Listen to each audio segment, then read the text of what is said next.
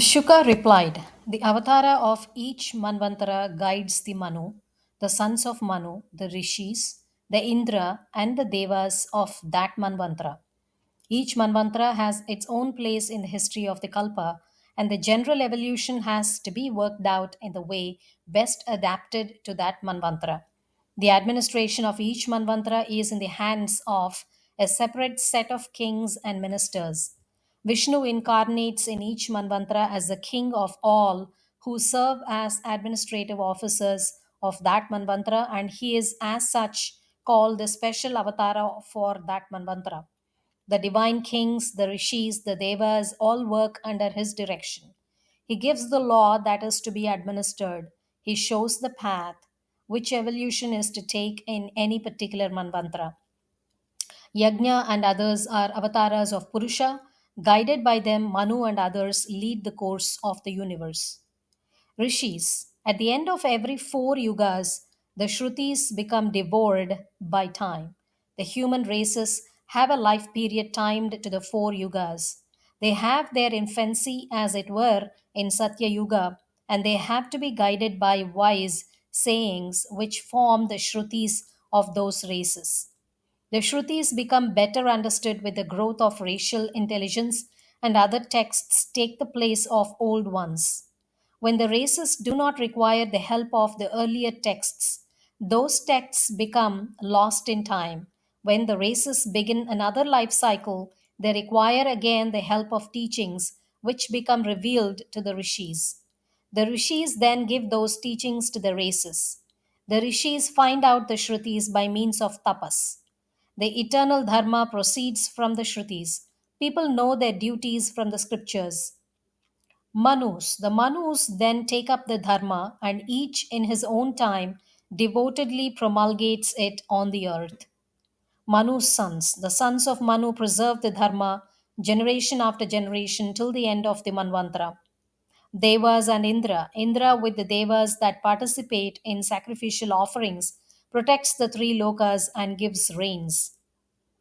Besides this general administration, there are other ways also of managing the affairs of the universe, and these are mentioned incidentally in the following shlokas. Hari appears as the Siddhas and expounds divine wisdom in every yuga. He appears as rishis, Yajnavalkya and others, and expounds karma.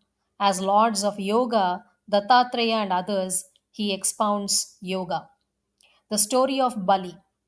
Skanda 8, chapters 15 to 23. Bali, son of Virochana and grandson of Prahlada, was once defeated by Indra.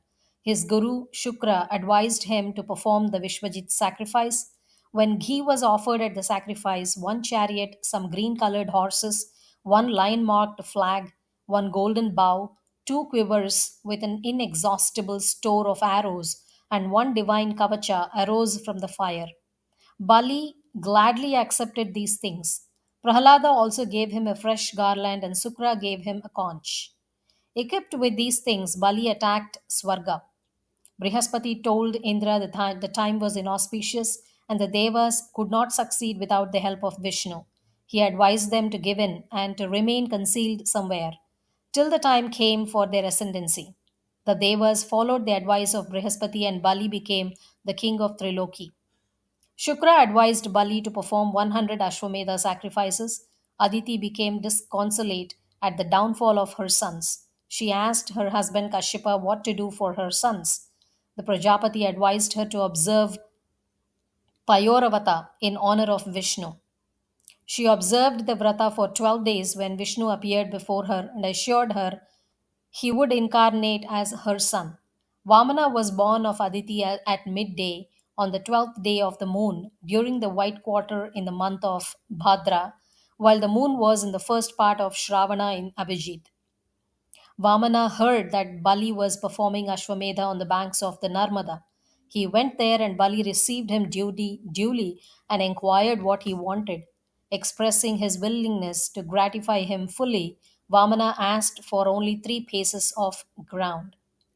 Bali laughed at this modest prayer and asked him to take more land. But Vamana excused himself, saying, a Brahmana should be content with small things only. Bali laughed again and at once said, "Then accept." He then took the water pot to make the formal gift. Shukra perceived the object of Vishnu. He tried to dissuade Bali from carrying out his promise. This is not a dwarf Brahmana but Vishnu himself. By one pace, he will cover the whole of Bhurloka and Bhuvarloka. By the second pace, he will cover Swarloka and what then will become of the third pace. You will have to go to Naraka for not being able to fulfill your promise.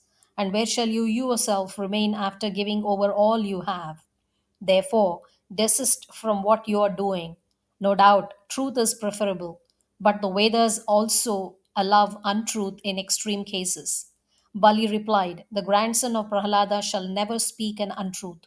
I will give to this Brahmana boy what I have promised, even if he be Vishnu and my enemy too." Shukra said in anger, "You disregard the words of your guru, so you shall forthwith lose everything." Bali remained unmoved. He worshipped the Brahmana boy and read out the formal mantra of giving over three paces of land. Vindhyavali, the virtuous consort of Bali, at this time placed a golden pitcher filled with water before her husband. He washed the feet of Vamana with that water and sprinkled it over his head. Then Vamana wonderfully grew in size. The whole universe became visible in him. He seized the whole of Bhuvarloka with one pace, the whole of Bhurloka with his body, and the directions in space with his hands, so that even the whole of Swarloka became insufficient for the second pace. But nothing remained for the third pace. For the second pace of Vamana passed through Maharloka, Janaloka, Tapasloka, and reached even Satyaloka. The Asuras exclaimed, "By what an unjust device has our king been deprived of all! It is no sin to fight with this disgrace of a Brahmana, this deceitful Vishnu." So they engaged in fight with the followers of Vishnu, but were defeated by them. Bali told his followers there was no use fighting, for Kala was against them. The same Bhagavan who had favored them was now in opposition. Garuda, knowing the intention of Vishnu, tied Bali with the noose of Varuna. Vamana, then addressing Bali, said, "Where is your promised ground for my third pace? You have told a lie. You do not carry out your promise to a Brahmana. For this, you will have to go to Naraka." Bali said, "Do not think I told an untruth or that I mean to deceive thee. Here is my head for the third pace. I am not so much afraid of the Naraka though or speaking of, nor of this news, nor of any troubles I may undergo, nor of any punishment thou may inflict on me, as I am afraid of doing anything for which good people will blame me. I deem this punishment an act of favor, a favor shown perhaps out of consideration for my grandfather Prahalada. For this kingdom only maddened me with power, made me forget my end. And what shall I do with this body too? True, thou art my enemy, but this loss of kingdom has brought me nearer to you. Prahlada appeared at this time. He bowed down to Vamana and said, "It is you that did give the kingdom of Triloki to Bali, and it is you that has taken it away, and really you has shown him a favor by doing so. For power maddens a man and blinds him as to his real self." Vindhyavali said, "O Lord, thou art the creator, the preserver, and the destroyer of Triloki. Who else could own it besides thyself?" "It was a height of presumption to pretend to give the Triloki to you," Brahma said. "O Deva of Devas, all pervading Lord, thou hast taken away everything from this Bali. He has also given himself up entirely to thee, without being moved in the least. He does not now deserve to remain tied up." Bhagavan said, "O Brahma, I take away all his riches from him whom I favor. For one proud of riches disregards both myself and others, when after many births the jiva happens to become a man, and when in that birth he is found not to entertain any pride of birth, karma, age, beauty, wisdom, power, wealth, and other things. You should know that to be my favor. One constantly devoted to me is not led away by anything apt to beget pride. This king of Danavas and Daityas has now conquered Maya, so he is not beside himself even in grief. His wealth gone, his position lost, himself overpowered and chained by enemies, forsaken by friends, reviled by and cursed by his own preceptor and what not, this Bali did not give up truth. I will give him a place difficult for others to attain. He shall be the Indra of Savarni Manvantara. Till then, let him reside in Sutala. By my wish, the dwellers of Sutala shall have no mental or bodily pain, no fatigue, no sleepiness, no defeat, and no misfortune. Bless thee, O Maharaj, go to Sutala with thy clan. Sutala is even wished for by those that dwell in Swarga. Even the Lokapalas shall not be able to overpower thee. What of others? If any Daitya does not follow thee, I will kill him by my chakra.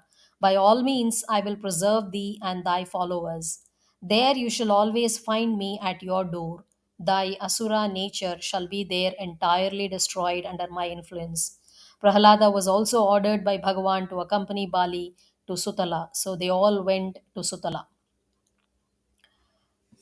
So, the summary, we now find Bali shorn of all materialism and restored to spiritual purity.